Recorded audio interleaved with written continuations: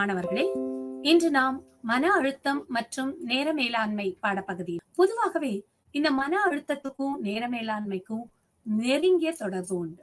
அதன் ஒரு பகுதியாக இந்த நேர மேலாண்மைனா என்ன அப்படிங்கறத நம்ம இப்ப பார்க்க போறோம். நேர மேலாண்மைனா என்ன?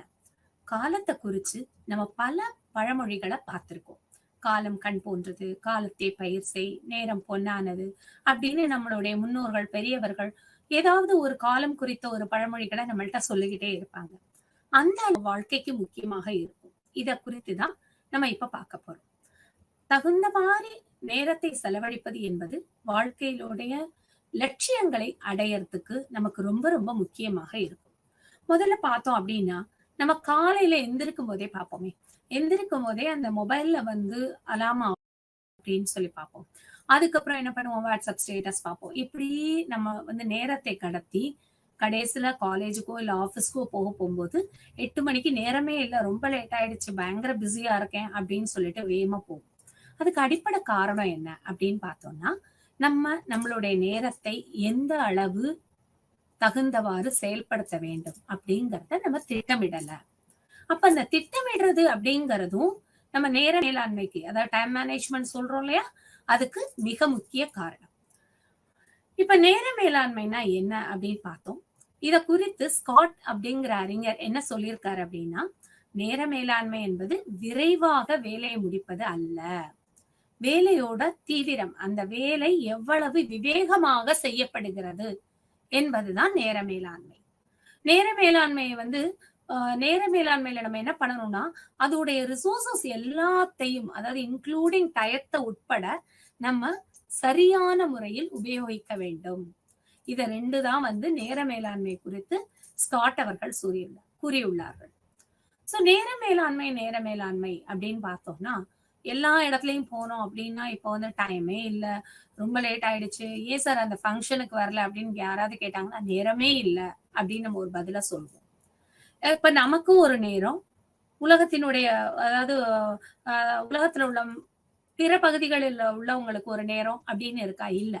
ஒரு நாள் என்பது 24 மணி நேரம். அதுல வந்து எந்த மாற்றமும் இல்ல. இந்தியாவினுடைய பிரதமருக்கும் அதே நேரம் தான், 24 மணி நேரம் தான். இந்தியாவில் உள்ள கடைக்கோடியில உள்ள ஒரு சாதாரண ஒரு குடிமகனுக்கும் அதே நேரம் தான். சோ நேரத்தில் வந்து எந்த மாற்றமுமே இல்ல. அந்த 24 மணி நேரத்தை நாம் எவ்வாறு உபயோகிக்கிறோம், அதுதான் நேர மேலாண்மை. சரி, நேரத்தை இவர ஸ்காட் சொன்ன மாதிரி பார்த்தோம் அப்படின்னா, நேரத்தை வந்து நான் வந்து வேகமா வேலையை முடிச்சுட்டேன் அப்படின்னா அதுக்கு பேரு நேர மேலாண்மை கிடையாது. இப்போ ஒரு ஆபீஸ்லயே இருக்கும், அந்த ஆபீஸ்ல ஒரு டேட்டா, ஒரு டீட்டெயில வந்து என்ட்ரி பண்ண சொல்றாங்க சொல்லி நான் வந்து நேரத்தை டைம் மேனேஜ் பண்ணிட்டேன் அப்படின்னு சொல்லுவோம். அந்த என்ட்ரி பண்ண டேட்டாவை எடுத்து பார்த்தா பாதி தகவல்களுக்கு மேல தவறா இருக்கும். அப்ப வேலையை விரைவா செய்யறது மட்டும் இல்ல, சரியான முறையிலையும் செய்யறது தான் நேர மேலாண்மை. சரியான முறையில செய்யறேன், நான் வேலையை வந்து ரொம்ப பர்ஃபெக்டா தான் செய்வேன், அதனால ஐ டேக் மச் டைம் அப்படின்னு மெதுவா நம்ம வேலையை செஞ்சோம் அப்படின்னா அதுவும் நேர மேலாண்மை கிடையாது. இப்ப வெளிநாடுகள் எல்லாம் பாத்தீங்க அப்படின்னா, இந்த டைம் மேனேஜ்மெண்ட்டுக்காக நிறைய கிளாஸஸ், ஸ்பெஷல் கிளாஸஸ் எல்லாம் வைக்கிறாங்க. லட்சக்கணக்குல கொடுத்து எப்படி டயத்தை மேனேஜ் பண்றது அப்படி ஒரு சூழ்நிலையில இன்னைக்கு உங்களுக்கு வந்து இந்த நேர மேலாண்மை அப்படிங்கிறது ஒரு ஸ்கில் சப்போர்ட்டிவ் பேப்பரா இருக்கிறது ரொம்ப ரொம்ப சந்தோஷமான விஷயம். சோ அடுத்ததாக நேர மேலாண்மை அப்படிங்கிறது என்ன பண்ணணும் அப்படின்னா, தொடர்ந்து ஆய்வு செய்து அதை திட்டமிட்டு செயல்படணும். நம்மளுடைய செய்கைகளை வந்து திட்டமிட்டு செயல்படணும். ஏன் திட்டமிடணும் அப்படின்னு பார்த்தோம்னா, இப்ப இந்த இடத்துல வந்து நான் உங்களுக்கு ஒரு சின்ன ஒரு கதை சொல்ல போறேன். என்ன அப்படின்னா, ஒரு வகுப்புல வந்து ஒரு ப்ரொஃபசர் வர்றாரு. அந்த ப்ரொஃபசர் வந்து இன்னைக்கு வந்து நேர மேலாண்மை குறித்து உங்களுக்கு நான் கிளாஸ் எடுக்க போறேன் அப்படின்னு மாணவர்கள்ட்ட எல்லாம் சொல்றாரு. அப்படியான்னு சொல்லிட்டு எல்லாரும் பார்த்துட்டு இருக்கும்போது ஒரு பெரிய கண்ணாடி ஜாடி எடுத்து டேபிள் மேல வைக்கிறார். டேபிள் மேல வச்சுட்டு என்ன பண்றாரு அப்படின்னா, குட்டி குட்டி பந்துகள், இந்த கால்ஃப் பால்ஸ் இருக்கும் இல்லையா, அந்த பந்துகள் எல்லாம் போட்டு அந்த ஜாடி நிறைய ரொப்பிடுறாரு. ரொப்பிட்டு ஸ்டூடெண்ட்ஸ் கிட்ட கேட்கிறாரு, மாணவர்களே இந்த ஜாடி இப்ப ஃபில் ஆயிடுச்சா அப்படின்னு ஒரு கேள்வியை கேட்கிறாரு. எல்லா மாணவர்களும் ஃபில் ஆயிடுச்சு அப்படின்னு சொல்றாங்க. ஃபில் ஆயிடுச்சா, கண்டிப்பா தெரியுமா அப்படின்னு கேட்கிறாரு. கண்டிப்பா தெரியும். நிச்சயமா தெரியும். ஃபில் ஆயிடுச்சு. இதுக்கப்புறம் எதுவுமே பண்ண முடியாது. திருப்பி அவருடைய டேபிள்ல இருந்து ஒரு குட்டி, குட்டி தெர்மல் பால்ஸ் இருக்கும் இல்லையா? நம்ம பொக்கேலலாம் இருக்கும் இல்லையா? அந்த மாதிரி பால்கள எடுத்து உள்ள போடுறாரு. உள்ள போட்டோனே, அந்த ஒரு பாலுக்கும் அந்த பெரிய பால் முதல்ல போட்டதுக்கும், சின்ன பாலுக்கும் இடையில உள்ள இடைவெளி எல்லாத்தையும் போயி, இந்த தெர்மல் வந்து குட்டி, குட்டி பால்ஸ் வந்து நிரப்பிருச்சு. நிரப்பினதுக்கு அப்புறம் திருப்பி மாணவர்கள பார்த்து கேட்கிறாரு, "இப்ப இந்த கிளாஸ் ஜார் வந்து ஃபில் ஆயிடுச்சா? முழுமை அடைஞ்சிருச்சா?" அப்படின்னு கேட்கிறாரு. உடனே எல்லா மாணவர்களும், "ஆமா சார் முடிஞ்சிடுச்சு. இனிமே இதுல எதுவுமே போட முடியாது." அப்படின்னு சொல்றாங்க.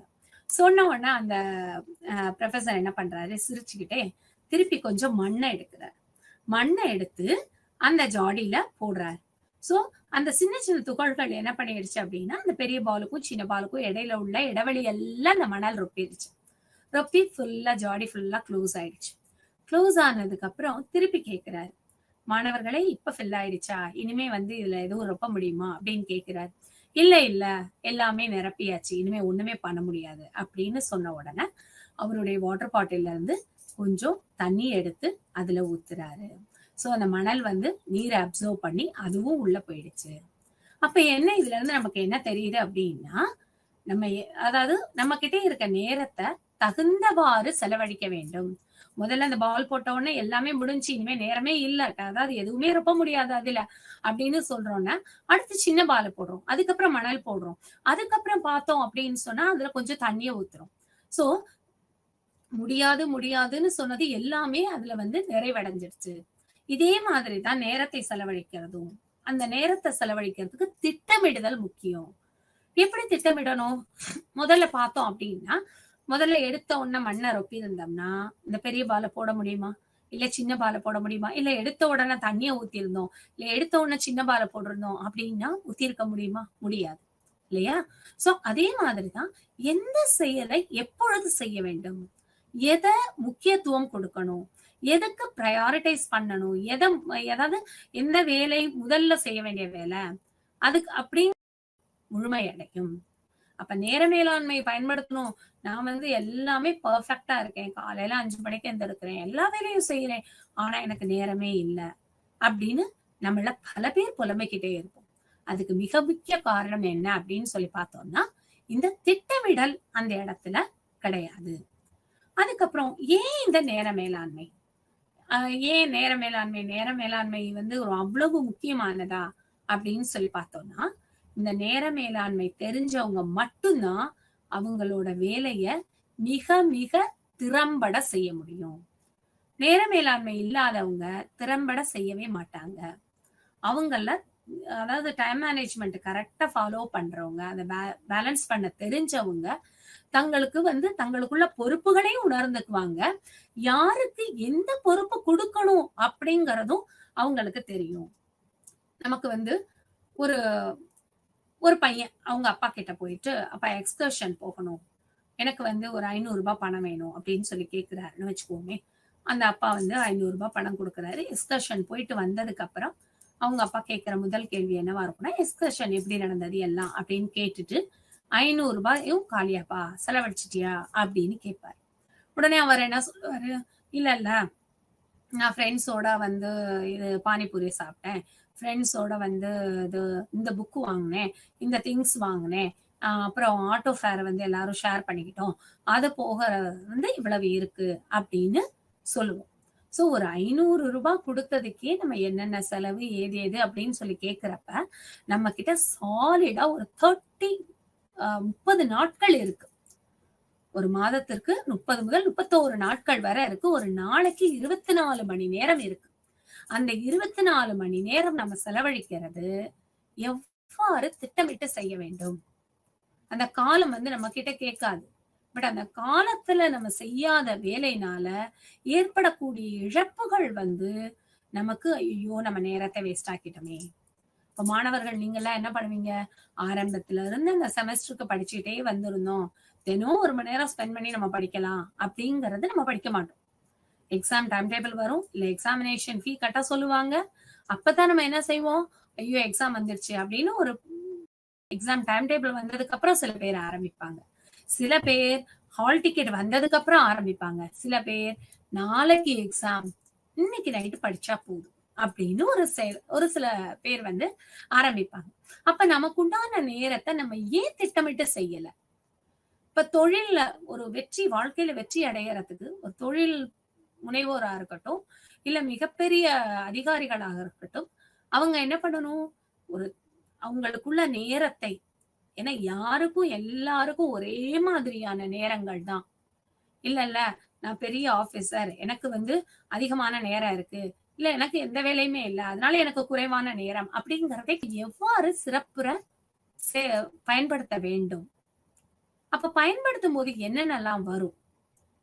முதல்ல பார்த்தோம் அப்படின்னா, நேர மேலாண்மை இருக்க வேகமாக சிந்திக்கிறது வேற, விவேகமாக சிந்திப்பது வேற. இப்ப நான் வந்து டைம் மேனேஜ்மெண்ட் பக்காவா பண்ணுவேன். நான் பாத்தீங்க அப்படின்னா வண்டி ஓட்டிட்டு இருக்கும் போதே நான் போன் பேசிடுவேன். ஒரே வேலைகளை 2 நேரத்துல செய்வேன். அங்க போய் எங்கேயாவது விபத்து ஏற்பட்டு நம்ம நிக்க போறோம் இல்லையா?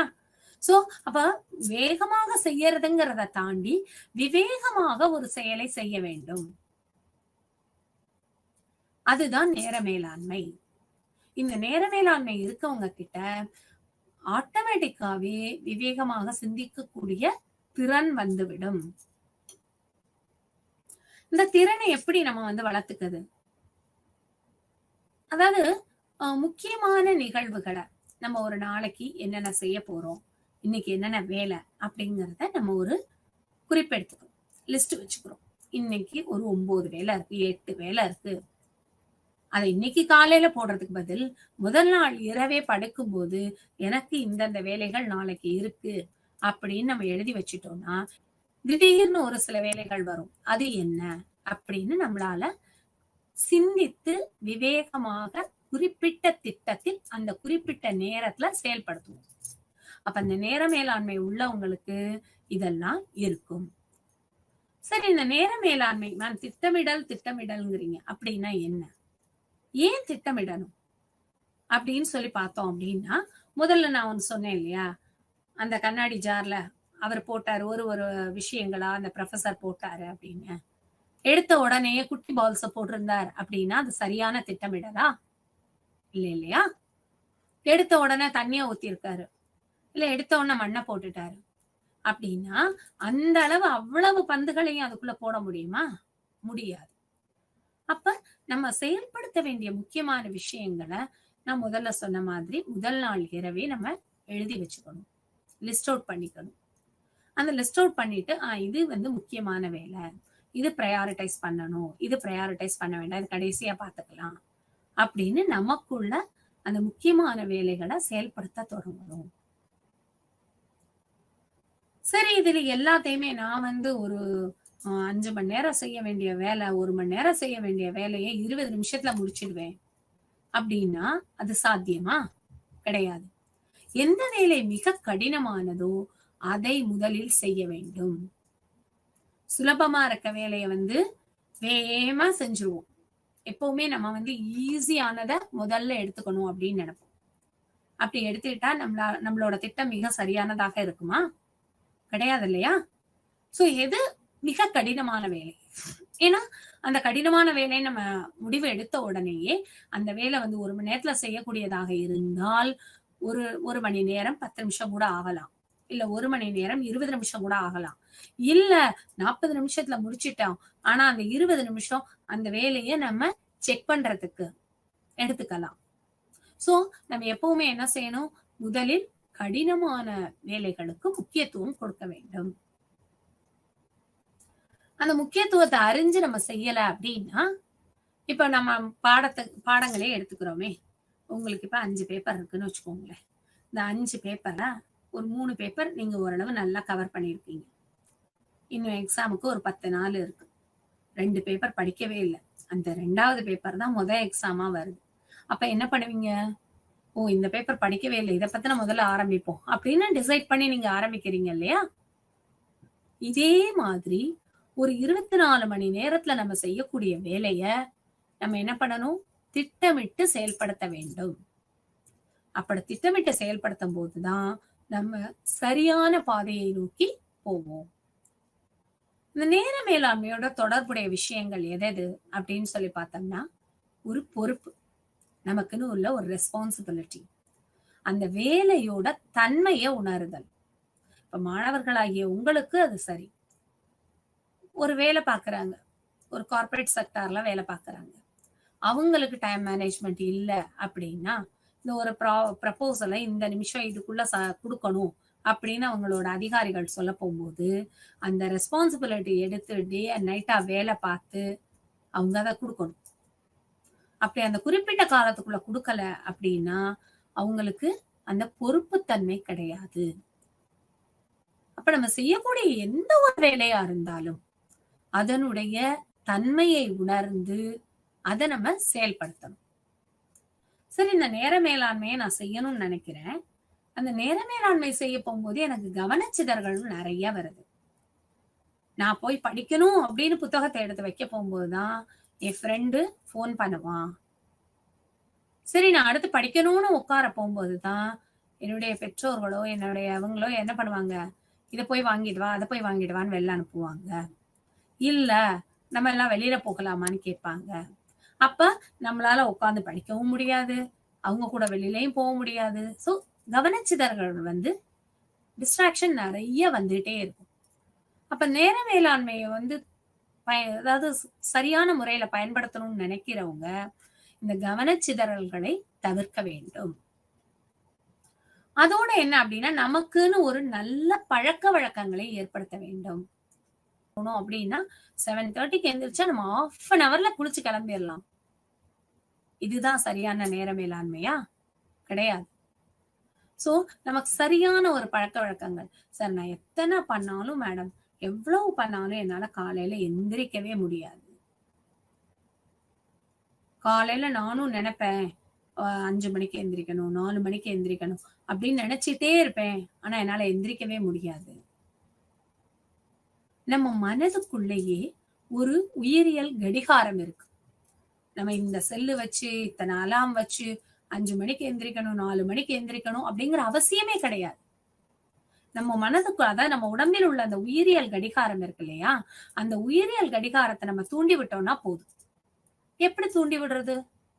எந்த ஒரு பழக்கத்தையும், இப்ப நான் காலையில 5 மணிக்கு எந்திரிக்கணும் அப்படின்னு நினைக்கிறேன்னா, 5 மணிக்கு ஒரு 21 நாள் எழுந்து பழகிட்டேன்னா, நம்ம உடம்பில் உள்ள அந்த உயிரியல் கடிகாரம் ஆட்டோமேட்டிக்கா செயல்பட ஆரம்பிச்சிடும்.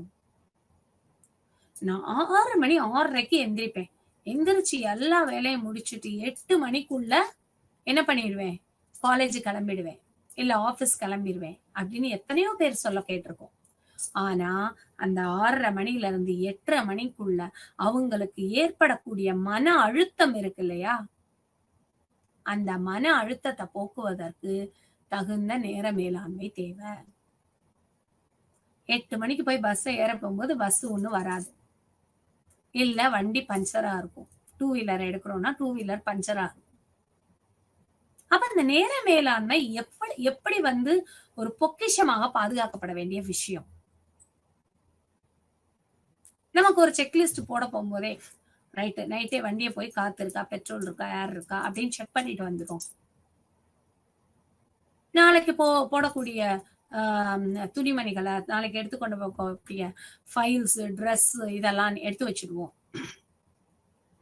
சோ அந்த முதல் நாள் இரவே அந்த செயல்களை செய்ய போகும்போது மறுநாள் காலையில நம்ம சரியான நேரத்துல கிளம்புவோம். அப்ப ஒரு பழக்க வழக்கங்களை ஏற்படுத்துறதுக்கு இந்த நேர மேலாண்மை மிக மிக முக்கிய பங்கு வகிக்கிறது. அந்த உயிரியல் கடிகாரம் சொன்னேன் இல்லையா, அந்த உயிரியல் கடிகாரம், நம்ம உடம்பில் உள்ள அந்த உயிரியல் கடிகாரம் ஒரு முறை தூண்டப்பட்டுச்சுன்னா நம்ம எந்த காலத்திலையும் நம்மளால லேட்டா எந்திரிக்க முடியாது. எந்த ஒரு நல்ல விஷயமுமே, நல்ல விஷயம் இல்ல, எந்த ஒரு விஷயமுமே தொடர்ந்து நாம் 21 நாட்கள் செய்ய போகும்போது அது ஆட்டோமேட்டிக்கா நம்ம அதுக்கு அடாப்ட் ஆயிடும். இதுதான் பழக்க வழக்கங்களை, அதாவது நேர மேலாண்மையை தொடர்ந்து நம்மளுடைய பழக்க வழக்கங்களை ஏற்படுத்துறது. சில பேர் பாத்தீங்கன்னா காலையில ஆபீஸ் கிளம்பும் போதுதான் எல்லாத்தையும் தேடி எடுப்பாங்க. ஐயோ, என்னோட ஐடி கார்டு எங்க வச்சேன்னு தெரியல, என்னோட பேக் எங்க வச்சேன்னு தெரியல, என்னோட ஃபைல்ஸ் எல்லாம் எங்க இருக்குன்னு தெரியல, இங்கதான் வச்சிருந்தேன். அது எந்த வித ஒரு மன அழுத்தத்தை ஏற்படுத்தும். சோ இப்ப இந்த நேர மேலாண்மையை முதல்ல செய்யறதுக்கு முன்னாடி நல்ல பழக்க வழக்கங்களை நாம் முதல்ல ஏற்படுத்திக்கணும். அடுத்து பார்த்தோம் அப்படின்னா இலக்குகளை நிர்ணயித்தல். நமக்குன்னு உள்ள ஒரு எய்ம். நான் இதுதான் சில கவர்மெண்ட் எக்ஸாம்ஸ்க்கு ப்ரிப்பேர் பண்ண போறேன் அப்படின்னு உங்களுக்கான ஒரு இலக்குகளை நிர்ணயிச்சிட்டீங்க. இப்ப நான் group 1 exam civil service examinations எழுத இலக்கு ஆகுறப்ப நீங்க என்ன பண்ணணும்? உங்களுக்கான 24 மணி நேரத்தை தகுந்த முறையில செலவழிக்கணும். சரி, இன்னைக்கு எடுத்து இந்த இது நம்ம படிக்கணும், தினம் நியூஸ் பேப்பர் படிக்கணும், கரண்ட் அஃபேர்ஸ் நோட்ஸ் எடுக்கணும் அப்படின்னு அதுக்கான இந்த டயத்துல இருந்து இந்த டைம் தினம் 1 மணி நேரம் இப்படி ஸ்பெண்ட் பண்ணணும். ஓகே, மாதத்தில் ஒரு நாள் இல்ல வாரத்துல ஒரு நாள் நம்ம வந்து மாடல் எக்ஸாம்ஸ் நம்மளே நம்ம ரெடி பண்ணி பார்க்கணும், மார்க் டெஸ்ட் வச்சு பார்க்கணும், இல்ல ஆன்லைன் ரிசோர்சஸ் இந்த டயத்துல குறிப்பெடுக்கணும் அப்படின்னு நம்ம என்ன செய்வோம்? டைம் மேனேஜ்மெண்ட் உள்ளவங்க அந்த இலக்கை நோக்கி பயணிக்கிறதுக்கு தன்னுடைய நேரத்தை தகுந்த முறையில் பிரித்து கொள்வார்கள். என்ன நீங்க எப்படி சொல்லிட்டீங்க? நான் வந்து ஒரு மெஷின் மாதிரியா ஓட முடியும்? இடையில ஏதாவது வராதா? நான் இப்படி செஞ்சு இலக்க நிர்ணயிச்சு நான் அதை வந்து செயல்படுத்திட்டு போறேன். செயல்படுத்தி போகும்போது அன்எக்ஸ்பெக்டட் திங், ஃபாரின்ல இருந்து என்னோட கசின் திடீர்னு வந்துட்டாரு சொல்லாம கொள்ளாம, இல்ல திடீர்னு ஒரு திருமணத்திற்கு போற மாதிரி ஆகிடுச்சு. அப்ப நான் எப்படி என்னுடைய வந்து நேர மேலாண்மை இது பண்ணணும்? வாழ்க்கைக்கு அதுவும் தேவை. எடுத்திருக்கப்ப 1 மணி நேரத்துல அதை செய்ய முடியல, இடையில ஒரு டிஸ்ட்ராக்ஷன் வந்துடுச்சு, அதுவும் தவிர்க்க முடியாத கவனச்சிதறல். கவனச்சிதறல்னு சொல்ல முடியாது, தவிர்க்க முடியாத விஷயம் வந்து விட்டது, திடீர்னு நமக்கே உடம்பு முடியாம வரலாம். அப்ப அதை எப்படி நம்ம பேலன்ஸ் பண்ண போறோம்? அதுக்குத்தான் இந்த நல்ல பழக்க வழக்கங்களை ஏற்படுத்தி இருக்கும் போது நம்ம என்ன செய்வோம்? மித்த விஷயங்களை சீக்கிரமாக நாளடைவுல முடிச்சுட்டு இந்த சிதறல்கள் டிஸ்ட்ராக்ஷன் ஏற்பட்டத அதுல பேலன்ஸ் பண்ணிக்குவோம். அப்ப நமக்கு அது நல்ல ஒரு பேலன்ஸ் கிடைக்கும், பேலன்ஸ் பண்ணிக்க தெரியும். சரி, இப்ப நான் இன்னைக்கு காலையில வந்துருச்சு, நான் முதல்ல சொன்ன மாதிரி ஒரு நாளைக்கு ஒரு 8 வேலை வந்து முக்கியமான வேலைகள் அப்படின்னு வச்சிருக்கேன். இந்த 8 வேலைக்கும் 24 மணி நேரத்தையும் பிரிச்சு வச்சிருப்போம்? கிடையாது. காலையில எழுந்திரிச்சு நியூஸ் பேப்பர், ஓகே நான் சிவில் சர்வீஸ்க்கு ப்ரிப்பேர் பண்றேன், நியூஸ் பேப்பர் படிக்கிறதுக்கு 1/2 hour அப்படின்னு வச்சுட்டேன். அன்னைக்கு வேற ஏதாவது ஒரு வேலை வந்தது, ஓகே நியூஸ் பேப்பரை படிக்கிறத இன்னும் குறைச்சிக்கலாம், சுருக்கி நம்ம செயல்படுத்தலாம். இன்னைக்கு ஃபுல்லா அந்த வேலையெல்லாம் ஷெட்யூல் பண்ணிட்டோம். நம்ம ஒரு பழக்கமாவே இதை ஏற்படுத்திக்கலாமே. ஒரு நாள் நம்மளும் முயற்சி எடுத்து பார்ப்போமே. ஒரு 8 விஷயங்கள் நாளைக்கு நான் செய்யணும்னு முடிவெடுத்துட்டேன். இந்த 8 விஷயங்களுக்கும் நேர இலக்குகளை நான் பிக்ஸ் பண்ணிட்டேன். இப்ப நான் ஒரு கம்பெனில இருக்கேன்னு வச்சுக்கோங்களேன். இந்த கம்பெனில இந்த ஃபைல்ஸ நான் வந்து இவ்வளவு நேரத்துக்குள்ள அதை நான் வெரிஃபை பண்ணணும், இந்த ஃபைல்ஸ் புதுசா கிரியேட் பண்ணணும் அப்படின்னு நான் வச்சிருக்கேன். இப்ப நான் இதை செஞ்சு முடிச்சுட்டேன். மறுநாள் நான் பிக்ஸ் பண்ண டைம் 1 மணி நேரம், ஆனால் நான் செய்த நேரம் 1.5 மணி நேரம்னு வச்சுக்கோங்களேன். அப்ப அந்த நேர இலக்கு டிஃபரன்ஸ கண்காணிக்கணும். கண்காணிச்சு மறுநாள் திட்டமிடும் போது இந்த வேலைக்கு இவ்வளவு நேரம் செலவழிக்கலாம், இந்த வேலையை இவ்வளவு சீக்கிரம் முடிச்சிடும், இதை நம்ம குறைச்சிக்கலாம் அப்படின்னு நேர இலக்குகளை கண்காணித்து மாற்ற வேண்டும். ஏன்னா இது ஒரு பிராக்டிஸ் வரணும். அது ஒரு 20 நாள் 21 நாள் வரப்போகும்போதுதான் இந்த டைம் மேனேஜ்மெண்ட் அப்படிங்கிறது மிக முக்கிய காரணியாக இருக்கும். அடுத்து பார்த்தோம்னா, ஏன் இந்த நேர மேலாண்மை, எதற்காக இந்த நேர மேலாண்மை அப்படின்னு பார்த்தோம்னா, முதல் விஷயம் வெற்றி. எந்த ஒரு விஷயத்திலையும் வெற்றி அடையணும் அப்படின்னா நேர மேலாண்மை மிக மிக முக்கியம். இப்ப நான் வந்து எக்ஸாம் எழுதுறீங்க நீங்கெல்லாம், அந்த எக்ஸாம்ல தேர்வுல வந்து வெற்றி அடையணும், 3 மணி நேரம் எக்ஸாம், இல்ல 5 மார்க் கொஸ்டினுக்கு இவ்வளவு நேரம் அலாட் பண்ணணும், எஸ்ஏ டைப் கொஸ்டினுக்கு இவ்வளவு நேரம் அப்படின்னு பிரிச்சு பிளான் பண்ணிருப்பீங்க.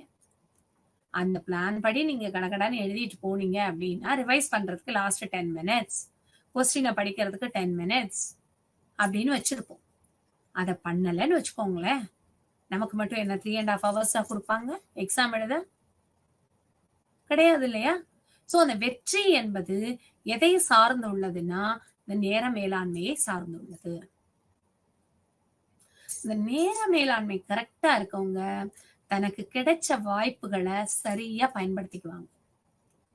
தனக்கு கிடைச்ச வாய்ப்புகளை சரியா பயன்படுத்திக்கணும்னா எப்படி சொல்லலாம்?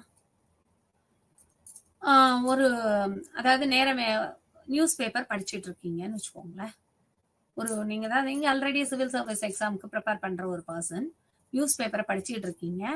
அப்ப படிச்சுட்டு இருக்கும்போது இந்த குறிப்பிட்ட டைப்ல நியூஸ் பேப்பர் படிக்கணுங்கிற ஷெட்யூல் வச்சிருந்தா மட்டும்தான் அந்த பேப்பர்ல எங்கேயாவது ஒரு கவர்மெண்ட் வந்து சிவில் சர்வீஸ் எக்ஸாமினேஷனுக்காக ஃப்ரீயா கோச்சிங் கொடுக்குறாங்க, ஆன்லைன்ல கொடுக்குறாங்க அப்படிங்கிற ஒரு நியூஸ் வந்து உங்களுக்கு தெரியும். அப்ப அந்த நேர மேலாண்மையை பயன்படுத்துறவங்க ஆட்டோமேட்டிக்கா அந்த சான்ஸை அப்படியே அப்சர்வ் பண்ணிக்குவாங்க, கேப்சர் பண்ணிக்குவாங்க. அந்த வாய்ப்புகளை, நமக்கு கிடைச்ச வாய்ப்புகளை தகுந்த முறையில பயன்படுத்திக்கணும். அடுத்து நற்பெயர் வளர்த்த. நீங்க இப்ப வந்து கிளாஸ்க்கே இருக்கீங்க, 10 o'clock கிளாஸ். நான் ரொம்ப நல்ல பேர் வாங்கிட்டேன் அப்படின்னு 9 o'clock வந்து உட்கார்ந்தோம்னா நமக்கு எவ்வளவு மணி நேரம் வேஸ்ட்? கிட்டத்தட்ட 1 மணி நேரம் நமக்கு வீணாகுது. அதுக்காக நான் 10 மணி கிளாஸ்க்கு நான் 9:55 தான் உள்ள வருவேன் அப்படின்னு சொன்னாலும் அதுவும் தவறு. 10 மணிக்கு ஷார்ப்பா வருவேன்னு சொன்னாலும் அதுவும் தவறு. சோ அப்ப அந்த நற்பெயர் அப்படிங்கிறது எப்ப கிடைக்கும்? நம்ம ரொம்ப பஞ்சுவலா இருக்கப்பதான் கிடைக்கும். பஞ்சுவலா இல்லாதவங்க கிட்ட நற்பெயர் கிடைக்கிறது கஷ்டம்.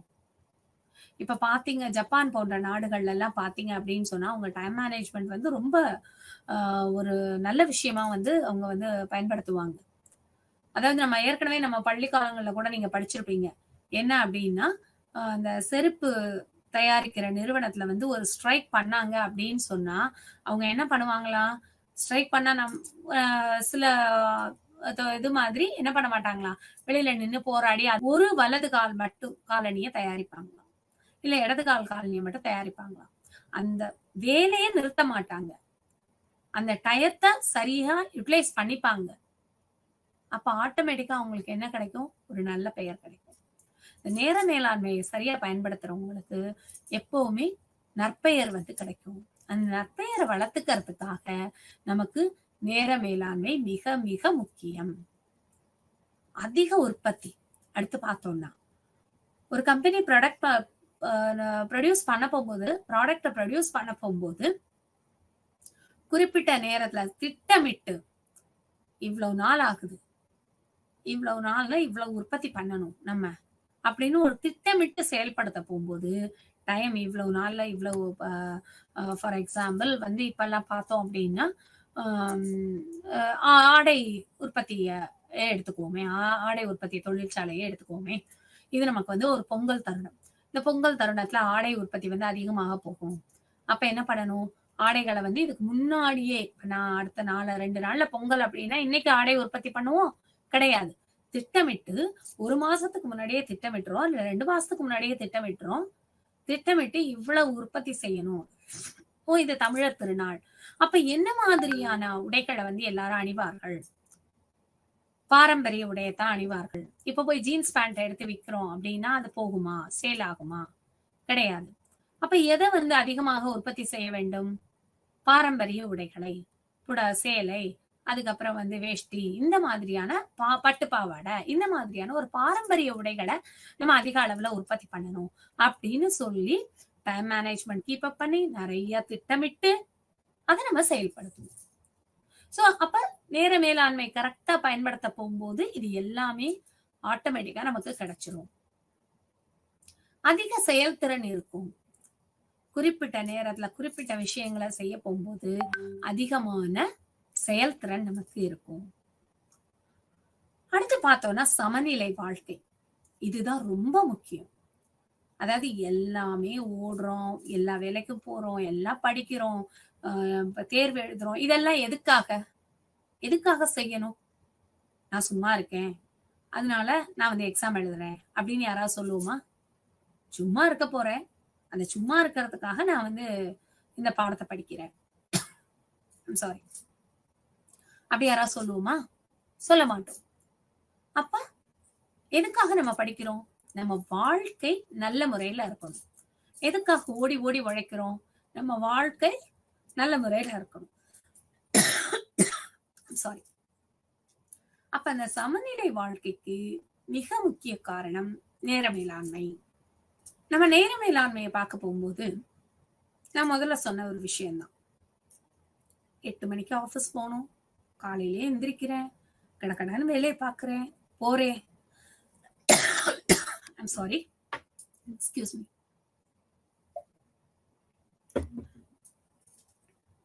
அப்படின்னு பாக்குறோம். எதுக்காக இதெல்லாம் பண்றோம்? நம்ம நியூட்ரலா அமைதியான ஒரு வாழ்க்கைக்காக. அப்ப அந்த திட்டமிடலோ நேர மேலாண்மையோ இல்லாததுனால 6 மணிக்கு எந்திரிச்சு 8 மணி வரை பரப்பரன்னு வேலையை பார்க்கிறோம். 8 மணிக்கு ஓடுறோம்.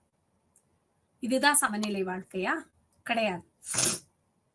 இதே 6 மணிக்கு எந்திரிக்கிறது, ஒரு 5 மணிக்கு எந்திரிச்சோம்னா நம்ம வேலைகளை மன அழுத்தம் இல்லாமல். அதனாலதான் அந்த மன அழுத்தத்துக்கும் நேர மேலாண்மைக்கும் மிக நெருங்கிய தொடர்புன்னு நம்ம முதல்ல சொன்னோம். அப்ப அந்த சமநிலை வாழ்க்கைக்கு மிக மிக முக்கியம் நேர மேலாண்மை. அழுத்தம் இல்லாத மன அழுத்தம் இல்லாத ஒரு வாழ்க்கை அது கிடைக்கும். அடுத்து பார்த்தோம் அப்படின்னு செயல்படுறவங்களுக்கு நல்ல ஓய்வு கிடைக்கும். அப்ப அதிக ஓய்வு எடுக்கிறப்பவே அவங்க நல்லா அனலைஸ் பண்ணி திங்க் பண்ண ஆரம்பிச்சிடுவாங்க இல்லையா? அதிக ஓய்வுன்னா என்னது? அதுக்காக நான் 6 மணி நேரம் தூங்குறது, 10 மணி நேரம் தூங்குறேன் அப்படிங்கிறது அதிக ஓய்வு கிடையாது. நேரத்தை தகுந்த அளவில் உபயோகித்துக் கொள்ளல், அதுக்குதான் அந்த அதிக ஓய்வு. அடுத்து பார்த்தோம் அப்படின்னா, நான் எதுவுமே பண்ண மாட்டேன், எனக்கு நேரத்தை டைம் மேனேஜ்மெண்ட் எனக்கு தேவையில்லை. Why should I need this time management? அப்படின்னு பார்த்தோம்னா, அந்த நேரத்தை வீணடிக்கிறதுல என்ன நல்ல விளைவு இருக்கு அப்படின்னு இப்ப பார்க்க போறோம். முதல்ல ஆரம்பத்துல நான் ஒரு பழமொழி சொன்னேன், நேரம் பொன்னானது அப்படின்னு. என்னுடைய கருத்துப்படி இது தவறு. நேரம் உயிர் போன்றது. பொண்ணை தொலைச்சிட்டோம் அப்படின்னா திருப்பி நம்ம வாங்கிக்கலாம், இல்ல கண்டுபிடிச்சு எடுத்துக்கலாம். ஆனா நேரத்தை தொலைத்து விட்டோம்னா திருப்பி வராது. உயிர் தொலைந்து விட்டால், உயிர் போய்விட்டால் திருப்பி வராது. அப்ப நேரம்ங்கிறது உயிரை போன்றது. இந்த நிமிஷம் இன்னைக்கு 13ஆம் தேதி காலையில நம்ம 11:30 மணி அப்படிங்கறது 11:40க்கு உட்கார்ந்துருக்கோம், வெள்ளிக்கிழமை. இதே நேரம் வருமா? இதே 13ஆம் தேதி, இதே 2023 11:40க்கு நம்மளால உட்கார முடியுமா? முடியாது. முடிந்த காலம் முடிந்ததுதான். அப்ப அந்த ஒரு பெற்றோர் ஒரு 500 ரூபாய் கொடுத்து எக்ஸ்கர்ஷன் போயிட்டு வர போகும்போது நீ என்னென்னலாம் செலவு பண்ண அப்படின்னு சொல்லி கேட்க போகும்போது, ஒரு பணத்துக்கு முக்கியத்துவம் கொடுத்து நம்ம கேட்கும்போது அதை விட விலை உயர்ந்தது, அதை விட திருப்பி வராதது நேரம். அந்த நேரத்தை செலவழிச்சதுக்கு அப்புறம் நம்ம சிந்திக்கிறதே இல்லை, நேரத்தை வீணாக்கிக்கிட்டே இருக்கும். காலையில எந்திரிச்சு என்ன பண்றோம்? எடுத்த உடனே அலாம் ஆஃப் பண்ண போகும்போதே நம்ம அந்த மொபைல எடுத்து வாட்ஸ்அப் பாக்குறோம். அதுல ஒரு 10 நிமிஷம். அடுத்து நண்பர்கள்லாம் சேர்ந்தோம்னா அரட்டை எடுத்து நேரத்தை வீணாக்குறோம். சோ இத நேரத்தை வீணா முதல்ல உற்பத்தி திறன் குறைதல். ஒரு ஃபேக்டரியிலே இருக்காங்க, தொழிலாளர்கள் இருக்காங்கன்னு வச்சுக்கோங்களேன். அந்த தொழிலாளர்கள் தங்களுடைய உற்பத்தி நேரத்துல உற்பத்தி பண்ணாம அந்த நேரத்தை வீணடிச்சு பேசிட்டு இருக்காங்க. இல்ல டீ குடிச்சிட்டு வராங்கன்னு வச்சுக்கோங்க, வெளில டீ குடிக்க போனா அவ்வளவு நேரம் டீ குடிச்சிட்டு திருப்பி வர்றாங்க அப்படின்னா ஆட்டோமேட்டிக்காவே அவங்க உற்பத்தி செய்யக்கூடிய அந்த திறன் குறைஞ்சிரும். அதை விட அடுத்த விஷயம், மனம் நிம்மதியா இருக்காது, திருப்தி இல்லாம இருக்கும். நேரத்தை வீணாக்குறவங்களுக்கு மன நிம்மதியே கிடையாது. அடுத்தது பார்த்தோம்னா, ஆட்டோமேட்டிக்கா மன நிம்மதி இல்லை அப்படின்னா உடல்நிலை பாதிக்கப்படும். உடல்நிலை பாதிச்சா எதிர்காலம் பாதிக்கப்படும். எதிர்காலம் பாதிக்கப்பட போகும்போது உறவு முறை பாதிக்கும். எந்த ஒரு விஷயங்களையுமே இப்படி எடுத்துக்கோமே, அந்த தொழிலாளர் ஒரு உற்பத்தி திறன் குறையுது. உற்பத்தி திறன் குறைஞ்ச உடனே என்ன பண்றாங்க? அவருடைய சூப்பர்வைசரோ, அவருடைய மேலதிகாரியோ, இல்ல உற்பத்தி திறன் சரியா இல்ல, நீங்க இவ்வளவுல இவ்வளவு பண்ணணும், பண்ணல, திருப்தி இல்ல அப்படின்னு வேலையை விட்டு அனுப்பிடுறாங்க. வேலையை விட்டு அனுப்ப போகும்போது அவருடைய எதிர்காலம் பாதிக்கப்படும். எதிர்காலம் பாதிக்கப்படும் போது சுற்றி இருந்த உறவு முறை, குடும்பம், நண்பர்கள் எல்லா உறவு முறையுமே பாதிப்படைஞ்சிடும். அப்புறம் என்ன ஆகும்? முயற்சியே இல்லாம இருப்போம். நம்ம முயற்சி இல்லாம இருக்க போகும்போது நம்மளுடைய சந்ததிகள், அடுத்தடுத்த சந்ததிகள் பாதிக்கப்படுவாங்க. சோ ஒரு நேரத்தை உணர்ந்து புரிந்து திட்டமிட்டு செயல்படாம இருக்கும்போது என்னென்ன விஷயங்கள் எல்லாம் நம்ம பாக்குறோம்? ஒண்ணுமே இல்ல. அந்த முதல்ல சொன்ன மாதிரிதான், வண்டியில போயிட்டு இருக்கும்போது திடீர்னு என்ன பண்றாங்க? ஒரு போனை எடுத்து பேசுற, வண்டி ஓட்டிக்கிட்டே நான் நேரத்தை ரொம்ப மிச்சம் பண்றேன் அப்படின்னு சொல்லி வண்டியில போனை பேசிட்டே இருக்க. ஒண்ணு போன் பேசின விஷயமும் முக்கியமானதா இருக்கும், அதுலயும் கான்சென்ட்ரேஷன் போகாது. ரோடுல எய்தாப்புல வர வண்டியும் பார்க்க மாட்டாங்க, சிக்னலை பார்க்க மாட்டாங்க, கான்சென்ட்ரேஷன் இருக்காது. சோ அப்ப என்ன ஆகும்? ஒண்ணு ஆக்சிடென்ட் ஆகும், இல்ல அவங்க திட்டம், அதாவது அவங்க செயல்படுத்தின விஷயம் ஓவர் த போன் ஏதாவது தவறாயிடும். முன்னாடியெல்லாம் பாத்தீங்க அப்படின்னு சொன்னா அஷ்டாவதானி அப்படின்னு இருப்பாங்க. யாரு இந்த அஷ்டாவதானி அப்படின்னா, ஒரே நேரத்துல 8 விஷயங்களை செய்வாங்க. அவங்க அஷ்டாவதானி அப்படின்னு சொல்லுவாங்க. 8 விஷயங்களை செய்யும் போது என்ன ஆகும்? அதாவது அவங்க எப்படி செய்யறாங்க இந்த 8 விஷயங்களை ஒரே நேரத்துல?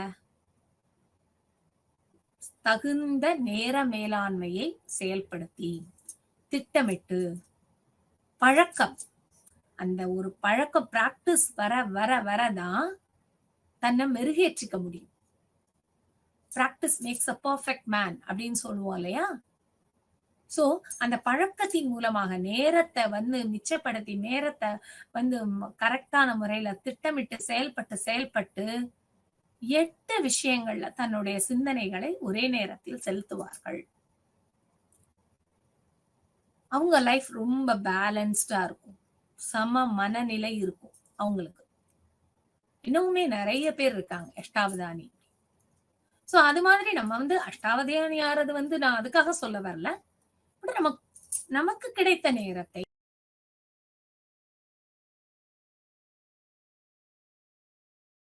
ரொம்ப ஒரு பர்ஃபெக்டா டைம் மேனேஜ் பண்ணி இருக்கேன் அப்படின்னா என்ன கிடைக்கும்? முதல்ல சுய ஒழுக்கம் ஏற்படும். நமக்கே ஒழுக்கமா இருப்போம். இப்ப நான் ஒரு ஆபீஸ்ல வேலை பார்க்கிறேன்.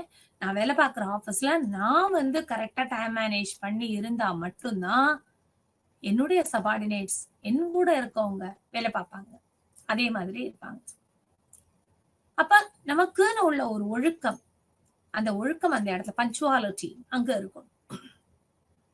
நான் சொன்ன வேலையை நான் சொன்ன குறிப்பிட்ட டயத்துல முடிச்சேன்னா மட்டும்தான் என்னால அங்க சர்வைவ் பண்ண முடியும். அப்ப நான் கரெக்டான ஒரு டைம் மேனேஜ்மெண்ட்ல ஒர்க் பண்ணிட்டு இருந்தேன்னா ஆட்டோமேட்டிக்கா நான் என்னுடைய வேலைகளை சரியான முறையில செய்வேன். அப்ப அதுக்கு தேவை ஒழுக்கம். அந்த ஒழுக்கம் ஏற்படும். அடுத்து பார்த்தோம்னா மன உறுதி, செல்ஃப் கான்பிடன்ஸ். நிச்சயமாக நேர மேலாண்மை இருக்கவங்களுக்கு செல்ஃப் கான்பிடன்ஸ் 10% இருக்கும். மனதுல ஏற்படுற உறுதி, அதாவது நம்ம மன சிந்தனைக்கும் மன அழுத்தத்திற்கும் இந்த நேர மேலாண்மைக்கும் நெருங்கின தொடர்பு இருக்கு. இதை ஏற்கனவே நம்ம முதல் வகுப்புல பார்க்கும்போது சொன்ன மன அழுத்தத்தோட விளைவுகள்லாம் என்னென்ன. சோ இந்த மன உறுதி ஏற்படுறதுக்கு இந்த நேர மேலாண்மை மிக மிக முக்கியமானது. செல்ஃப் கான்பிடன்ஸா இருப்போம். நான் ஆல்ரெடி, ஏன்னா நேர மேலாண்மை இருக்கவங்களுக்கு திட்டமிட்டுருவாங்க, முன்னாடியே திட்டமிட்டுருவாங்க, திட்டமிட்டுதான் செயல்படுவாங்க. எதுக்கு முக்கியத்துவம் கொடுக்கணும் அப்படிங்கறது தெரியும். இப்ப தேர்விலேயே வினாத்தாள் வருது, ஒரு வினாத்தாள் ஒரு தியரம் ப்ரூஃப் பண்ற மாதிரி வருது. நீங்க ஏற்கனவே திட்டமிட்டு இருப்பீங்க, அதாவது டைம் மேனேஜ்மெண்ட் கரெக்டா பெர்ஃபெக்டா ஃபாலோ பண்றவங்க.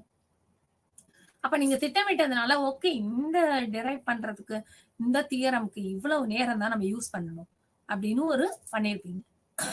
அப்ப அந்த மன உறுதி உங்களுக்கு இருக்கும். நான் என்னால கண்டிப்பா தேர்வுல நல்ல மார்க் வாங்க முடியும் அப்படின்னு இருக்கும். அதுக்கப்புறம் பார்த்தனா முன்னுரிமை அளிக்கும் திறன்.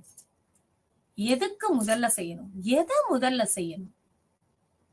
ஏன்னா நேர மேலாண்மை இருக்கிறத விட அந்த திட்டமிடலும் நேர மேலாண்மை இருக்கு. நான் சரியா திட்டமிட்டிருக்கேன். ஆனா எந்த வேலைய பிரையாரிட்டைஸ் பண்ணணும்? இப்ப அந்த ஜார் எக்ஸ்பெரிமெண்ட்ட எடுத்துக்கணும். எதுக்கு முன்னுரிமை கொடுக்கணும்? அந்த கோல்ஃப் பாலுக்கு தான் முதல்ல முன்னுரிமை கொடுக்கணும். நான் போய் தண்ணிக்கு கொடுத்தேன்னு வச்சுக்கோங்களேன் முதல் முன்னுரிமைய. இல்ல மணல் போடுறதுக்கு முதல் முன்னுரிமையை கொடுத்தேன்னு வச்சுக்கோங்களேன்.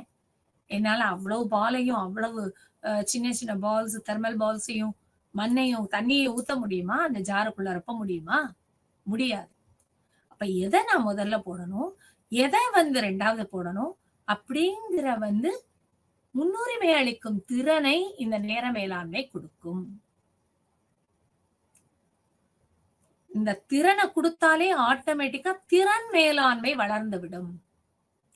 எப்ப நம்ம நேர மேலாண்மையை கரெக்டா பாக்குறோம், திட்டமிடுறோம், செயல்படுத்துறோம், அப்ப அந்த திறன் மேலாண்மை ஆட்டோமேட்டிக்காகவே வளர்ந்து விடும். செயல்படும் திறன். அதை விட என்ன அப்படின்னா எதிர்காலத்தை உணரக்கூடியது தன்மை வந்துவிடும். கரெக்டா அனலைஸ் பண்ணி இத பண்ண இதுதான் நடக்கும் அப்படின்னு கெஸ் பண்ண ஆரம்பிச்சிடுவோம். இல்ல எதிர்காலத்துல இப்படி பண்ணி அப்படி போய் நம்மளோட கோலை அச்சீவ் பண்ணணும் அப்படிங்கிறத நம்ம மைண்ட் செட் பண்ணிடுவோம். அப்ப அந்த நேர மேலாண்மையினால எவ்வளவு பயன்கள். இந்த டைம் மேனேஜ்மெண்ட் மட்டும் நம்ம ஒழுக்கமா பார்த்துட்டோம் அப்படின்னா இவ்வளவு பயன்கள். நம்மளுடைய திறன் இலக்குகளை விரைவில் அடைந்து விடலாம். நம்ம ஒரு கோல் வச்சிருக்கோம் இல்லையா? சிவில் சர்வீஸ் எக்ஸாம்ல பாஸ் பண்ணணும், ஐஏஎஸ் ஆகணும், ஐபிஎஸ் ஆகணும் அப்படின்னு ஒரு கோல் வச்சிருக்கோம்.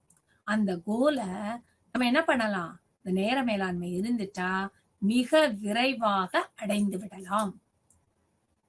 அப்ப திறன் மேலாண்மையோட பயன்கள் என்னென்ன? நமக்கு நல்ல ஒழுக்கம் ஏற்படும், மன உறுதி அதிகமாகும், எதுக்கு முக்கியத்துவம் கொடுக்கணும், எது தேவையில்லை அப்படிங்கிறது வரும், நம்மளுடைய திறன் மேலாண்மை அதிகரிக்கும், எதிர்காலத்தை எப்படி இருக்க போகுதுங்கிறத நம்ம கெஸ் பண்ணுவோம், இல்ல எதிர்காலம் இப்படிதான் இருக்கணும் அப்படிங்கிறத திட்டமிடுவோம், நம்மளுடைய இலக்குகளை மிக விரைவாக அடைந்து விடுவோம். சரி, இந்த நேர மேலாண்மை சொன்னீங்க, அதுக்கு எப்படி மேம் அதோட டெக்னிக்ஸ் எல்லாம் என்னென்ன, அதோடைய நுட்பங்கள் என்னென்ன அப்படின்னா புத்திசாலித்தனமான இலக்குகளை ஏற்படுத்துதல். புத்திசாலித்தனமான இலக்குனா என்ன? அதாவது நான் என்னுடைய டிகிரி முடிச்சதுக்கு அப்புறம் இததான் படிக்கணும் அப்படின்னு எய்ம் பண்ணி போறேன். எய்ம் பண்ணி போகும்போது நான் சிவில் சர்வீஸ் எக்ஸாம் இல்ல குரூப் 1 எக்ஸாம் இதுக்குதான் நான் படிக்க போறேன் அப்படிங்கிறப்ப அதுக்கு இடையில சில எக்ஸாம்ஸ் வரும். குரூப் 2 வரலாம், இல்ல நான் டிஎன்பிஎஸ்சி எக்ஸாம்ஸ் வரலாம். அந்த எக்ஸாம் எல்லாம் நம்ம என்ன பண்ணணும்? அதையும் எழுதி பிராக்டிஸ் பண்ணுவோம் அப்படிங்கிற ஒரு தன்மை நமக்குள்ள வரும். ஏன்னா தேர்வு பயம் நீங்குவதற்கு we need a practice. அப்ப அந்த பிராக்டிஸ் பண்ணணும் அப்படிங்கிறது ஒரு புத்திசாலித்தனமான ஒரு செயல்பாடு. அப்ப நேர மேலாண்மை இருக்கவங்க புத்திசாலித்தனமான செயல்பாடுகளையும் எடுத்துக்கணும். இல்ல நான் டிஎன்பிஎஸ்சி அதாவது சிவில் சர்வீஸ் தான் எழுதுவேன், இல்ல டிஎன்பிஎஸ்சி குரூப் 1 எழுதுறதுக்கு முன்னாடி குரூப் 2 எழுதுனேன், அதுல செலக்ட் ஆயிட்டேன், ஆனா என்னுடைய லாங் டேர்ம் கோல் என்னது? குரூப் 1 எழுதுறது. அப்ப அந்த குரூப் 1 எழுதுறதுக்கு முன்னாடி குரூப் 2 எழுதி நான் செலக்ட் ஆயிட்டேன்னா அந்த பிளேஸ் ஆயிட்டு அதுல குரூப் 1க்கு போகிறது. அதுல அப்ப சில கன்செஷன்ஸ் இருக்கும், சில சலுகைகள் இருக்கும். அப்ப இந்த மாதிரியான புத்திசாலித்தனமான இலக்குகளை நாம் ஏற்படுத்தி கொள்ள வேண்டும். அதுக்கப்புறம் பார்த்தோம்னா நமக்கு கிடைச்ச ரிசோர்சஸ கரெக்டான முறையில உபயோகித்தல். நம்ம ஒரு சிவில் சர்வீஸ் அதே விஷயம்தான். சிவில் சர்வீஸ் எக்ஸாமுக்கு எழுதியிருக்கோம், காலையில 1 மணி நேரம் பேப்பர் படிக்கணும்னு சொல்றோம், 1 மணி நேரம் இதுக்கு தான் போணும் அப்படின்னு சொல்றோம். நம்மளுடைய உறவினருக்கோ, இல்ல எதுக்கோ ஒரு ஹாஸ்பிட்டல் போற மாரி ஆயிடுச்சு. இல்ல வேற ஒரு விஷயத்துக்கு துணைக்கு போற மாதிரி ஆயிடுச்சுன்னு வச்சுக்கோங்களேன். அங்க என்ன பண்ணுவோம்? அங்க நியூஸ் பேப்பர் இருக்குன்னா, நோ, நோ நான் வந்து ஈவினிங் 4 டூ 5 தான் நியூஸ் பேப்பர் ரீடிங்ன்னு வச்சிருக்கேன். அந்த சமயத்துல மட்டும் தான் நான் ரீட் பண்ணுவேன். அப்படின்னு உட்கார்ந்திருப்போமா? கிடையாது. சோ அந்த இருக்க நேரத்த நமக்கு அதாவது அந்த இலக்குகளுக்கு தகுந்தவாறு, நேரத்திற்கு தகுந்தவாறு புத்திசாலித்தனமாக என்ன பண்ணிக்கணும்? மாத்திக்கணும். சரி இந்த இடத்துல 1 மணி நேரம் உட்கார்றதுக்கு இத நான் இப்படி படிச்சுக்கலாம். சும்மா உட்கார்ந்திருக்கும்போது. அதுக்காக ஹாஸ்பிட்டல்ல அவங்க அட்மிட் பண்ணியிருக்க போகும்போது நான் பேப்பர் படிச்சுட்டு வரேன் அப்படின்னா, that is not a good thing. So நமக்குள்ள இலக்குகளை, நம்மளுடைய நேரங்களை எவ்வாறு புத்திசாலித்தனமாக அதை நுட்பம் அறிந்து செயல்படுத்த வேண்டும். அடுத்து பார்த்தோம் அப்படின்னா, நமக்கு கான்பிடென்ட்டா தெரியும். இதுதான் நம்மளோட இலக்கு. அந்த உறுதியான இலக்குகளை நம்மளால உறுதியா இத கண்டிப்பா நம்மளால அடைஞ்சிட முடியும் அப்படின்னு இருக்கக்கூடிய இலக்குகளை மட்டும்தான் நம்ம நிர்ணயிக்கணும். நமக்கு நிச்சயமா தெரியும் இது நடக்க முடியாது, செயல்படுத்த முடியாது அப்படிங்கறது நமக்கு தெரியும். அப்படிப்பட்ட விஷயங்களை நம்ம வந்து இலக்கா வச்சுட்டு ஒர்க் பண்ணோம் அப்படின்னா எல்லாமே வேஸ்ட். அப்ப உறுதியாக நம்ம அடையக்கூடிய இலக்கு எது அப்படின்னு நிர்ணயிச்சு அந்த இலக்கை நோக்கி நாம் பயணிக்க வேண்டும். அடுத்த விஷயம் பார்த்தனா, குறித்த நேரத்தில் முடித்தல். இந்த வேலை, இந்த போர்ஷன், இல்ல இந்த ப்ராடக்ட் இந்த வீக்குக்குள்ள, இந்த ப்ரப்போசல் இந்த வீக்குக்குள்ள பண்ணணும் அப்படின்னா அந்த குறிப்பிட்ட நேரத்தில் முடிக்க வேண்டும். உங்கள்ட்ட சொல்லும் போது நான் இதுக்குள்ள முடிச்சிடலாம் தான் பண்ணேன், ஆனா பண்ண முடியல அப்படின்னு ஆறுதல் படுத்திக்கிறதுக்காக நம்ம வேலை செய்யல. நாம் நமக்காக செய்கிறோம். அப்ப நமக்குள்ள உள்ள ஒரு சுய ஒழுக்கம் இப்படித்தான். ஏன்னா நிறைய கவனச்சிதறல்கள் வரும். படிக்க போகும்போது டிவி பார்க்கலாம்னு தோணும். இல்ல நமக்கு பிடித்த நடிகருடைய படம் வரலாம். அதெல்லாம் நம்மளால வந்து அந்த கவனச்சிதறல்களை தவிர்க்கணும். அப்ப அந்த தவிர்க்கணும் அப்படின்னாலே ஆட்டோமேட்டிக்கா நமக்கு என்ன வேணும்? சுய ஒழுக்கம் வேண்டும். அந்த சுய ஒழுக்கம் இருந்தால் மட்டும்தான் நம்மளால என்ன பண்ண முடியும்? சிந்தித்து செயல்பட்டு குறித்த நேரத்தில் அந்த வேலையை நம்மளால முடிக்க முடியும். நேர மேலாண்மை இருக்கவங்க, இந்த ஆபீஸ் செக்டார்ஸ், எம்என்சிஸ், கார்பரேட் செக்டார்ஸ்ல எல்லாம் இருக்கவங்க நேர மேலாண்மையை கரெக்டா பயன்படுத்த தெரிஞ்சவங்க எப்படியெல்லாம் இருப்பாங்க? ஃபர்ஸ்ட் நல்லா ஊக்குவிப்பாங்க, நல்லா என்கரேஜ் பண்ண தெரிஞ்சவங்களா இருப்பாங்க. ஒரு தொழிலாளிகள் இருக்காங்க, 10 ஒர்க்கர்ஸ் இருக்காங்க. அந்த 10 ஒர்க்கர்ல பொறுப்பான வேலையாளர் நம்ம இந்த நேரத்துல இந்த வேலையை முடிக்கணும். அவசரமா ஹெட் ஆபீஸ்க்கு கொடுக்க வேண்டிய விஷயங்களை நம்ம முடிக்கணும். அப்ப யார் மூலமாக இதை முடிக்க வேண்டும்? பொறுப்பான வேலையாளர் தெரியறது நேர மேலாண்மை இருக்கவங்களுக்கு ரொம்ப ஈஸி. அவங்களை ஈஸியா தேர்ந்தெடுத்துருவாங்க. எனக்கு இவங்கதான் முக்கியம், இவங்களை நான் தேர்ந்தெடுத்துடலாம், இவங்களை வச்சுட்டோம்னா நம்ம வேலை வாங்கலாம் அப்படிங்கறது அவங்களுக்கு நல்லாவே தெரிஞ்சிருக்கும். அதோட இல்லாம இந்த டைம் மேனேஜ்மெண்ட் பண்ணி ஒர்க் பண்றவங்க, சிந்தித்து செயல்படுறவங்க என்ன பண்ணுவாங்கன்னா, நம்ம கூட இருக்க எல்லாருடைய நேரத்தையும் அவங்களோட பார்வையில வச்சிருப்பாங்க. ஓ இந்த வேலை இந்த அளவுல செய்யறான், அதுதான் வெரி குட் லீடர்ஷிப். அதுதான் தலைமையினுடைய மிக முக்கியமான பண்பு. அப்ப இந்த நேர மேலாண்மையை புரிஞ்சிட்டு இருப்பாங்க நல்லா. இப்ப தலைமையில இருக்காங்க, ஒரு லீடர்ஷிப் குவாலிட்டிக்கு மிக மிக முக்கியமான ஒரு விஷயம் மேலாண்மையை சரியாக அதனுடைய நுட்பங்களை தெரிஞ்சு பயன்படுத்த தெரிஞ்சவங்க மத்தவங்களை ஊக்குவிப்பாங்க. நமக்கு யாரு பொறுப்பான வேலையாளோ அவங்கள தேர்ந்தெடுப்பாங்க. கூட இருக்கவங்களோட நேரத்தை வந்து என்ன பண்ணுவாங்க? பார்வையிடுவாங்க. அவங்களோட அந்த இதை வந்து மானிட்டர் பண்ணுவாங்க. இந்த வேலையில எவ்வளவு நேரம் எடுத்துக்கிறாங்க அப்படின்னு மானிட்டர் பண்ணுவாங்க. அப்ப மானிட்டர் பண்ண போகும்போது என்ன ஆகும்னா, ஆட்டோமேட்டிக்காவே இந்த வேலைக்கு இவங்கதான் சரியான ஆள் அப்படிங்கறத அவங்களுக்கு தெரிஞ்சிடும். சோ அந்த நேர மேலாண்மையை புரிந்து கொள்ளுதல் என்பது மிக மிக முக்கியமான விஷயம். அடுத்து பார்த்தோம்னா நேர மேலாண்மையும் திறனும். நேர மேலாண்மைக்கும் மன அழுத்தத்துக்கும் உள்ளதை பத்தி பேசணும். இந்த நேர மேலாண்மையும் ஸ்கில் செட்டும் எப்படி இருக்கணும்? இந்த நேர மேலாண்மையில இருக்கவங்க எல்லாரோடையும் கோஆபரேட் பண்ணி பண்ணுவாங்க. அந்த டீம் ஒர்க் இருக்கும். ஒரு 4 மாணவர்களுக்கு ஒரு டாஸ்க் கொடுக்குறாங்க, ஒரு ப்ராஜெக்ட் கொடுக்குறாங்க. அப்ப அந்த ப்ராஜெக்டோட லீடு அந்த 4 மாணவர்களோட லீடு என்ன பண்ணுவான்? ஓகே, இந்த எக்ஸ் இருக்கியா, உனக்கு நல்லா ரைட் அப் வரும், நீ எழுத ஆரம்பி, நீ கிராமட்டிக்கல் செக், நீ அந்த ப்ரப்போசலோட அப்ஜெக்டிவ்ஸ் சொல்லு, நீ என்ன பண்ணுவ, அது எப்படி எல்லாம் செயல்படுத்தலாம் அப்படிங்கறத நீ சொல்லுவ, எப்படி பிரசன்ட் பண்ணலாங்கிறது உனக்கு நல்லா தெரியும், அப்ப நீ பண்ணு அப்படின்னு எல்லாருடையும் ஒருங்கிணைந்து திட்டமிட்டு செயல்படுவாங்க. அது ஒரு பெரிய ஸ்கில். கோஆர்டினேட்டிங் ஸ்கில் அப்படிங்கிறது இந்த நேர மேலாண்மைக்கு அடுத்ததாக உள்ளது. டீம் லீடிங் ஸ்கில் அது ரொம்ப முக்கியமான விஷயம். அப்ப இந்த நேர மேலாண்மை இருக்கவங்களுக்கு ஒருங்கிணைந்து திட்டமிடக்கூடிய செயல்திறன், சரியான நுட்பமான இலக்குகளை நிர்ணயிப்பாங்க.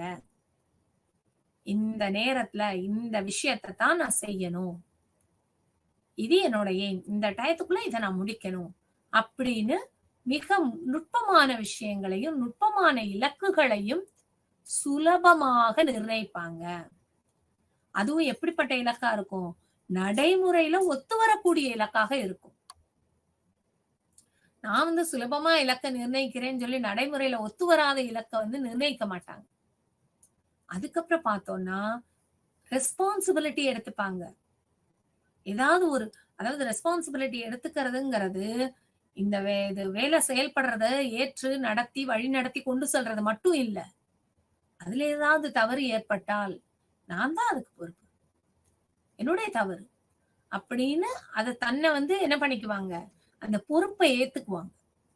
இல்ல நான் ஒழுங்கா தான் செஞ்சேன், நான் இவங்கள்ட்ட இந்த வேலையை கொடுத்திருந்தேன், அவங்க செய்யல அப்படின்னா அவங்க டைம் மேனேஜ்மெண்ட் பண்றவங்க இல்ல, அவங்களுக்கு எதுவும் தெரியாது.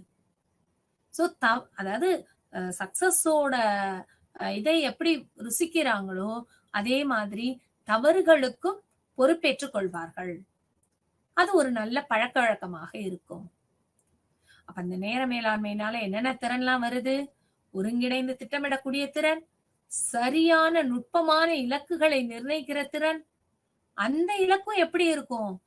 பிராக்டிக்கலா நடைமுறையில ஒத்து வரக்கூடிய இலக்காக இருக்கும். அதுக்கப்புறம் தங்களுக்கான ரெஸ்பான்சிபிலிட்டியை ஏத்துக்குவாங்க. நாங்களே முன்வந்து சில வேலைகளை நான் செய்யறேன் அப்படின்னு சொல்லுவாங்க. அது ஆட்டோமேட்டிக்காவே அவங்களுக்கு நற்பெயரை ஏற்படுத்திவிடும்.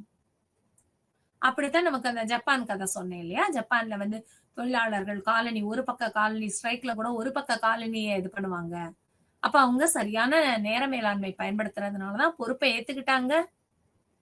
அந்த பொறுப்பு நுட்பமான பொறுப்பு. நான் ஸ்ட்ரைக்கு, என்னோட அப்ஜெக்ஷனை நான் சொல்றேன், ஆனா என்னோட வேலையில இருந்து நான் லேக் ஆகல, ஒரு காலோட செருப்பை நான் உற்பத்தி பண்றேன் அப்படின்னு பண்றாங்க. அந்த பொறுப்பையும் ஏற்றுக்கிட்டுறாங்க. சோ அவங்களுக்கு எப்படி ஒரு நல்ல நேர மேலாண்மை இருக்கும். அடுத்து பார்த்தோம் அப்படின்னா சரியான திட்டமிடல். ஆட்டோமேட்டிக்காவே இப்ப நம்ம ஒரு 20 நாள் நாளைக்கு இந்த வேலை அப்படின்னு முதல் நாளே திட்டமிட போகும்போது அடுத்த நாள் அந்த திட்டத்துல மாற்றங்களை ஏற்படுத்திக்குவோம். இந்த வேலைக்கு 1 மணி நேரம் நம்ம போட்டிருந்தோம், ஆனா இந்த வேலை இவ்வளவு நேரம் செய்ய முடியல, இதுக்கு இன்னும் கொஞ்சம் நேரம் வேணும் அப்படின்போம். ஏற்கனவே நான் சொன்ன மாதிரி தவறுகளை ஒப்புக்கொள்ளுதல். அதுக்கப்புறம் என்ன பண்ணுவாங்கன்னா அந்த தடைகள், நம்ம இந்த வேலை செய்ய போறோம்னா இதுக்கு என்னென்ன தடையெல்லாம் இருக்கும், அந்த தடைகளை கண்டறிவார்கள். படிக்க போறதுக்கு என்ன தடையா இருக்கு பெருசா? என்னோட மொபைல் போனை ஃப்ரெண்ட்ஸ் வாட்ஸ்அப்ல மெசேஜ் அனுப்பிக்கிட்டே இருப்பாங்க, கால் பண்ணிக்கிட்டே இருப்பாங்க. நான் ஐ ஹவ் ஃபிக்ஸ்ட் 1 hour நான் கண்டிப்பா படிக்கணுங்கிற முடிவு எடுத்துட்டேன். அப்ப என்ன பண்ணலாம், அந்த மொபைலை ஆஃப் பண்ணி வைக்கலாம் 1 hour, இல்ல சைலண்ட்ல போடலாம். சோ நமக்கான தடை எது அப்படிங்கறத கண்டறிஞ்சு அந்த தடையை தகர்க்கக்கூடிய நுட்பங்களை தெரிந்திருக்க வேண்டும். பார்த்தோம்னா நேர மேலாண்மை பண்றவங்க ஆட்டோமேட்டிக்காவே, ஏன்னா மத்தவங்களோட நேரம் இவங்க எப்படி பண்றாங்க, இந்த நேரத்துல முடிக்கிறாங்க அப்படின்னு தெரிஞ்சு வச்சிருக்காங்க இல்லையா? சோ உடன் பணிபுரிபவர்களை தெரிந்து கொள்ளும் திறன் ஆட்டோமேட்டிக்கா வரும். கவனச்சிதறல்களை களையும் திறன் ஒரு முக்கியமான விஷயம். சோ ஊக்குவித்தல், தேவையான ஓய்வெடுத்தல், இதெல்லாம் நேர மேலாண்மையில மிக மிக முக்கியமான விஷயங்கள். தெரியல, எப்படி என்னுடைய சிந்தனைகள் போய்க்கிட்டே இருக்கு, அதை எப்படி பண்ணலாம் அப்படின்னு பார்த்தோம்னா, சரியான மனப்பயிற்சி தேவை. அந்த மனப்பயிற்சி யோகா, தியானம் இதெல்லாம் செய்ய போகும்போது நமக்கு என்ன வந்துடும்? நேர மேலாண்மை இல்லாம சமநிலை வாழ்க்கை கிடைக்கும். நேர மேலாண்மையை சரியா பயன்படுத்த தெரியும். அதற்கான திறனும் வந்துவிடும். இப்ப நேர மேலாண்மைனா என்னென்னலாம் பார்த்தோம்? நிறைய வேலை செய்யறது கிடையாது. குறிப்பிட்ட நேரத்தில் குறிப்பிட்ட வேலையை விவேகமாக முடிப்பதுதான் நேர மேலாண்மை அப்படின்னு சொல்லி பார்த்தோம். சோ இப்ப இந்த நேர மேலாண்மையை எதற்காக இந்த நேர மேலாண்மை? நம்ம வாழ்க்கையில சக்சஸ் ஆகிறதுக்கு, அச்சீவ் ஆகிறதுக்காக இந்த நேர மேலாண்மை பார்த்தோம். இந்த நேர மேலாண்மையோட பயன்கள் என்னென்னலாம் பார்த்தோம்.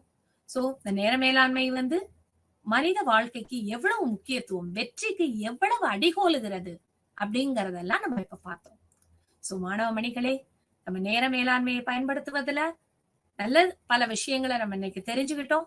நேர மேலாண்மைனா என்ன, இந்த நேர மேலாண்மையோட நுட்பங்கள் என்னென்ன, சிந்தித்து செயல்பட்டு திட்டமிட்டு அந்த குறிப்பிட்ட நேரத்தில் நாம் முடிக்க போகும்போது நம்மளுடைய செயல்கள் எல்லாமே வெற்றியை நோக்கி பயணிக்கும்.